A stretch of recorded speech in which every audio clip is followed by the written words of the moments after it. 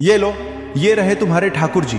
ये कहकर पंडित ने एक अनपढ़ किसान को एक काला पत्थर थमा दिया। उसे क्या पता था कि वही पत्थर सच्ची भक्ति की सबसे बड़ी मिसाल बनने वाला है।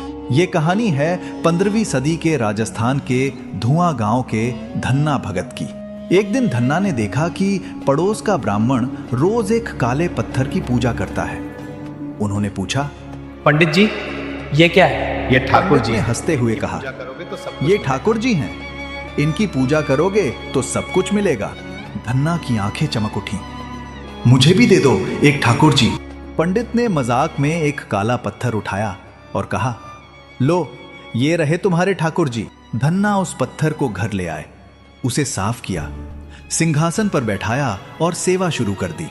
सुबह उठकर नहलाते, फिर भोजन बनाकर सामने रखते। ठाकुर जी, आना खा लो। पत्थर तो पत्थर था, हिलता भी नहीं था, लेकिन धन्ना भी अडिग थे। जब तक आप नहीं खाओगे मैं भी नहीं खाऊंगा। एक दिन बीता, 2 दिन बीते, 3 दिन गांव वालों ने समझाया, पागल हो गए हो, पत्थर थोड़ी खाएगा। धन्ना बोले, पंडित जी ने कहा था ये भगवान है। भगवान झूठे नहीं होते। 7वां दिन आया।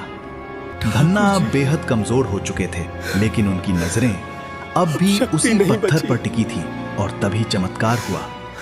पत्थर में हलचल हुई, एक हाथ निकला, फिर दूसरा, और देखते ही देखते एक दिव्य स्वरूप प्रकट हुआ। मुस्कुराते हुए उन्होंने थाली उठाई और भोजन करने लगे।